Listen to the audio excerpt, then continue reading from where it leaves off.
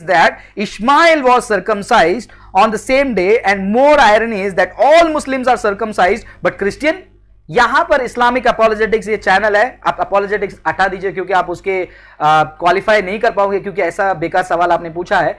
जब हम बाइबल पढ़ते हैं हमें क्लियरली पता चलता है कि पुराना नियम जो है वो नए नियम से अलग है। जब आपने कवेनेंट के बारे में बात किया है मेरे भाई, कवेनेंट जो है उसका मतलब होता है एग्रीमेंट। अगर आप बाइबल को पढ़ेंगे, मूसा के 430 साल पहले परमेश्वर ने जो है अब्राहम के साथ एग्रीमेंट बांधी थी, और वो 430 साल पहले जो एग्रीमेंट बांधी थी उस एग्रीमेंट का चिन्ह था सर्कमसिशन। फिर वो एग्रीमेंट एक्सटेंड हुआ, उसमें इस्राएलियों को मिस्र देश से बचाया और उनको एक और चिन्ह दिया, सैबत को मानना। तो मुसलमान लोग सैबत क्यों नहीं मानते हैं?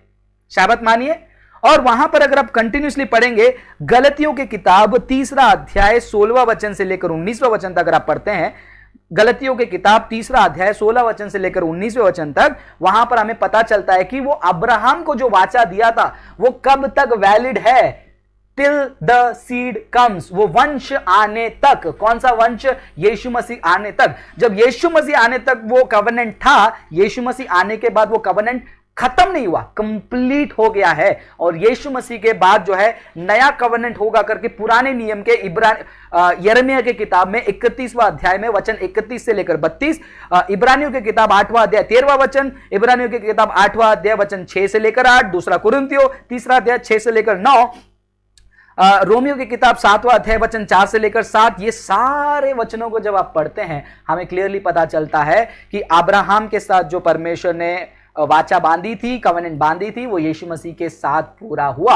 और यीशु मसीह को मानने वाले हम पुराने उस 613 नियम के अधीन नहीं है, इसलिए हम सब्त भी नहीं मानते, सर्कमसिशन भी नहीं मानते हैं। अगर आप सर्कमसिशन के ऊपर ज्यादा बात कर रहे हैं मेरे भाई इस्लामिक अपोलोजेटिक्स, तो ये वचन जो है आपके लिए है।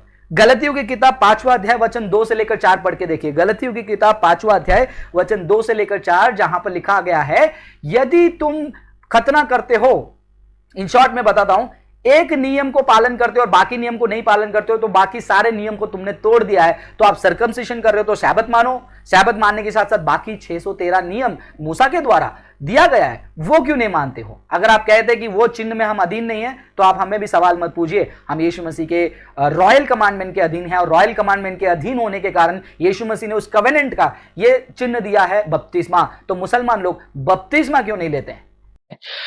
ब्रदर, मैं आपको इतना, ये काफी बार मैंने एक्सप्लेन कर दिया, पहले भी एक्सप्लेन किया है किसी के जवाब में कि पुराना नियम का कानून हमें फॉलो करना है। नहीं, नए नियम में क्लियरली हमें कहीं पर भी कमांडमेंट नहीं है सैबत को फॉलो करने के लिए। और जो आर्ग्यूमेंट लेकर आते हैं यीशु मसीह सैबत में गए, यीशु मसीह यहूदी लॉ के अंदर थे, चेले गए थे, पॉल गए थे, वो यहूदी लॉ के अंदर थे। लेकिन जब पॉल का उद्धार हुआ फिर भी वो सैबत में गए थे। क्यों गए थे? लोग कहते हैं कि देखो पॉल गए थे सैबत के दिन, क्यों गए थे वहां पर? सैबत मनाने के लिए नहीं। हमें प्रेरितों के काम में 17वां अध्याय में क्लियरली पता चलता है कि पॉल वहां पर, यहूदी जब एक साथ इकट्ठा होते हैं, अगर मान लीजिए एक दिन जो है कोई बहुत बड़ा मार्केट लग रहा है या मेला लग रहा है, आप उसी दिन जाओगे ना परचेज के लिए, और बाकी 6 दिन जब अगर वो पूरा मैदान खाली है तो जाके क्या फायदा?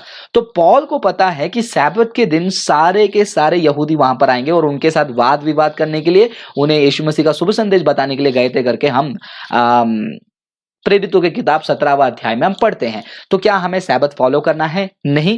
क्यों नहीं करना है? क्योंकि यीशु मसीह ने जो है उसे सूली पर जो है पूरी तरह से परिपूर्ण कर दिया है। यदि हम सैबत को फॉलो कर रहे हैं तो हमें बाकी 612 नियम को भी फॉलो करना है। कुछ लोग कहेंगे कि सैबत में लिखा है कि ये फॉरएवर कमांडमेंट है, अनंत काल का कमांडमेंट है, और जब खतना है अब्राहम को बताया गया था उस टाइम पे भी जो है फॉरएवर कमांडमेंट कहा गया है, सॉरी, मोसेस को भी। तो ये सारे चीजों को कॉन्टेक्स्ट में पढ़ना है। और इतना ही नहीं, क्यों क्रिश्चियंस रविवार को प्रार्थना करते हैं इसका मैंने आपको एक्सप्लेनेशन पिछले लाइव में दिया है। कुछ लोगों को यीशु मसीह का जो पुनरुत्थान हुआ वो हुआ हफ्ते के पहले दिन, और यीशु मसीह पहले बार जब चेलों को दिखाई दिए वो है हफ्ते के पहले दिन, पुनरुत्थान के बाद। पवित्र आत्मा का आगमन हुआ था हफ्ते के पहले दिन, पेंतुकोस्त के दिन। और इतना ही नहीं, यीशु मसीह दोबारा अपने चेलों को दिखाई दिए कुछ दिनों के बाद, वो भी था हफ्ते के पहले एक दिन। कुरिन्थ कलीसिया, गलतियों की कलीसिया को पॉल जब पत्र लिखते हैं उनको यही कहते हैं कि तुम हफ्ते के पहले दिन जो है दान जमा करो, यानी कि हफ्ते के पहले दिन वो इकट्ठा होते थे। तो फर्स्ट सेंचुरी डॉक्यूमेंट जब हम पढ़ते हैं हमें पता चलता है कि रविवार को, यानी कि हफ्ते के पहले दिन ही जो है लोग इकट्ठा होते थे, और उसी पैटर्न को आज हम क्रिश्चियंस फॉलो कर रहे हैं। तो क्या मैं फ्राइडे भी चर्च जा सकता हूं? जा सकते हैं। सैटरडे जा सकता हूं? जा सकते हैं। ट्यूसडे जा सकते, लेकिन ये कहना गलत है कि सैटरडे ही जाना है, तो वो कल्ट है।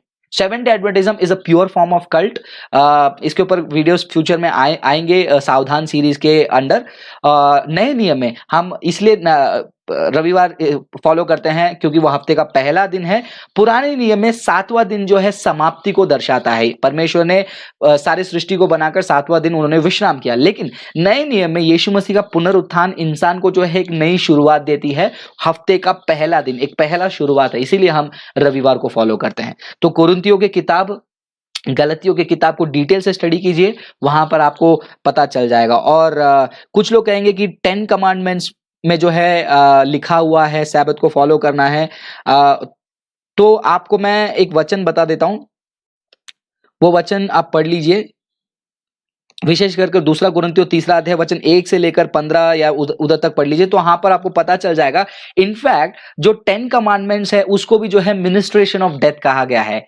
और वचन में कहता है कंटिन्यूसली जब आप पढ़ोगे कि वो सेवा जो मिनिस्ट्रेशन ऑफ डेथ है, मौत लाती है, वो इतना रौनक वाला है, ग्लोरी वाला है। तो यीशु मसीह का सूली कितना बड़ा ग्लोरी वाला है, महिमा वाला है, पता चलता है हमें। तो इससे साबित होता है, इनफैक्ट इवन हमारे सारे कमांडमेंट्स जो है सूली पर यीशु मसीह ने पूरा किया। और नए नियम में हमें एलिवेटेड 9 कमांडमेंट को जो है यीशु मसीह ने उसको जो है हाईली स्पिरिचुअल मीनिंग देकर रिपीट किया है। और एक भी बार पूरे नए नियम में कहीं पर भी सैबत फॉलो करने का एविडेंस नहीं है और एनकरेजमेंट नहीं है। कुछ लोग कहेंगे कि रेवलेशन में जब मिलेनियल किंगडम आएगा स्वर्ग में सैबत फॉलो करेंगे। उसका मीनिंग ये नहीं है कि स्वर्ग में जाकर हम 6 दिन काम करेंगे और 7वें दिन हम आराम करेंगे, सैबत फॉलो करेंगे। स्वर्ग में जाकर क्या काम करोगे? ना रोना, ना काम करना, ना कपड़ा खरीदने का टेंशन, ना प्रॉब्लम, ना बीमारी। तो वहां पर 6 दिन क्या करोगे? तो वो जो कहा जा रहा है कि स्वर्ग में सैबत मनाया जाएगा, उसका मतलब ये है कि आप अनंत काल के विश्राम में प्रवेश करोगे। उसका मतलब यह है कि स्वर्ग में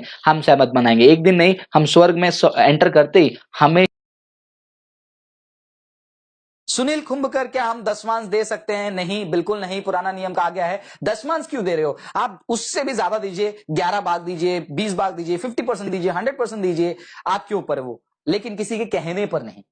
ये सोचकर नहीं कि 100 रुपया दो 200 रुपया मिलेगा, प्लॉट दो फार्म हाउस मिलेगा, 2 व्हीलर दो ऑडी BMW मिलेगा। नहीं, ऐसे नहीं। यदि आपके अंदर से आपको लगता है कि मैं की सेवकाई करना चाहता हूं, आप कीजिए। और आप ऑलरेडी देख रहे हो कि कलीसिया में भंडार भरे हुए हैं, उनका इंस्टीट्यूट है, उनका कॉलेज है, उनका बिजनेस है, उनका इतना बड़ा हॉल है, सब कुछ सेट है। तो क्या फायदा आप वैसे कलीसिया में बो कर? मैं चाहूंगा कि आप वहां जाकर बोइए जहां गरीब है, जहां पर लोगों की जरूरत है, जहां पर सड़क खराब है, साथ में मिलकर उन सड़क को सेट कीजिए। और जो एनजीओज है उनके लिए हेल्प कीजिए, जो गलत जगह पे लड़कियां फंसी हैं उनको हेल्प करने वाले एनजीओ को मदद कीजिए।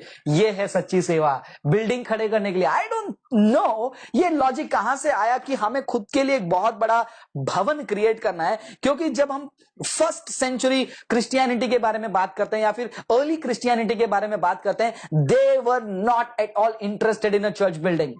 पहले सदी के और शुरुआत के क्रिश्चियंस लोग कभी भी चर्च बिल्डिंग के ऊपर ज्यादा इंटरेस्टेड नहीं थे। उनका ज्यादा इंटरेस्ट लेवल कहां पर था?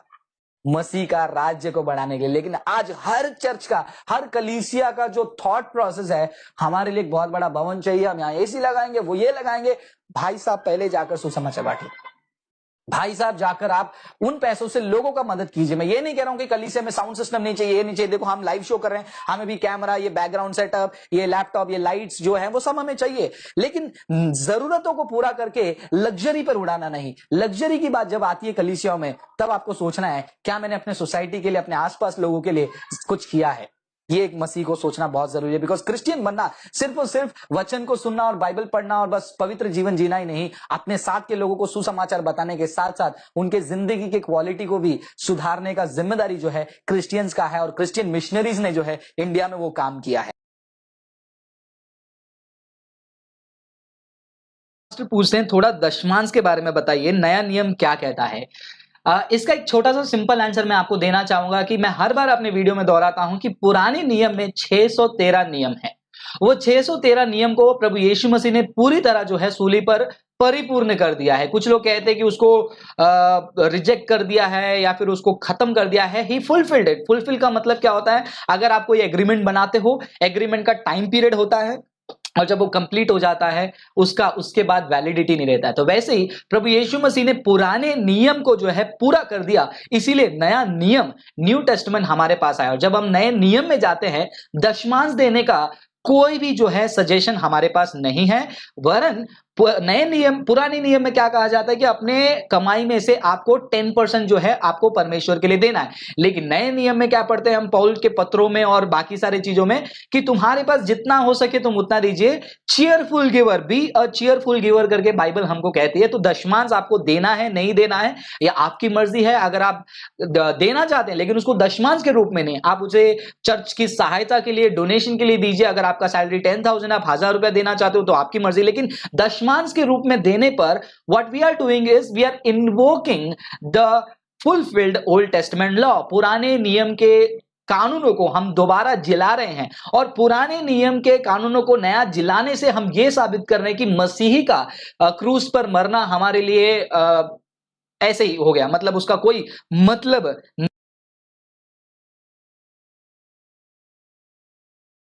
नर्क नहीं देने पर नर्क जाएंगे। अगर किसी सेवक ने आपको यह बोला है पहले उस जगह से हट जाइए, वो गलत सिखा रहे हैं। और ऐसा शिक्षा देने वाले शायद से वो नर्क के पात्र बनेंगे, क्योंकि दशमांश देना और न देना आपके सैल्वेशन से जुड़ा हुआ नहीं है। यदि कोई प्रचारक कह रहा है कि दशमांश दोगे तो ही प्रभु आशीष करेगा, झूठा प्रचारक। यदि कोई प्रचारक कह रहा है कि आप दशमांश दोगे तो प्रभु आपकी कमाई को डबल करेगा, झूठा प्रचार। अगर कोई कहता है कि दशमांश देना कंपलसरी है, झूठा प्रचार। दशमांश नहीं दोगे तो नर्क जाओगे, झूठा प्रचार। बाइबल हमको नए नियम में दशमांश के बारे में कुछ नहीं कहती है, क्योंकि दशमांश पुराने नियम की बात है। और नए नियम में यीशु मसीह हमको क्या कहते हैं वो, और पौल क्या कहते हैं, जितना है आप उतना दीजिए, खुशी के साथ दीजिए। बी अ चीयरफुल गिवर, उत्साह से देने वाली। यहां पर आपको लगता है कि 10% नहीं, आपको दशमांश नहीं, 10% नहीं, 100% भी देना है अपने कमाई को, दीजिए परमेश्वर की सेवा के लिए। और कितने लोग देते हैं। इसमें से एक उदाहरण है बिली ग्राहम, जो बहुत बड़े इवेंजलिस्ट हुआ करते थे, जिनका देहांत हुआ रिसेंटली। उन्होंने अपने सारे कमाई में से बहुत सारे खर्चा को जो है गॉस्पेल में उन्होंने स्पेंड किया है। यदि वो दशमांश वाले होते तो शायद से बिली ग्राहम का सेवा लिमिटेड हो गया होता। So be careful when you hear this kind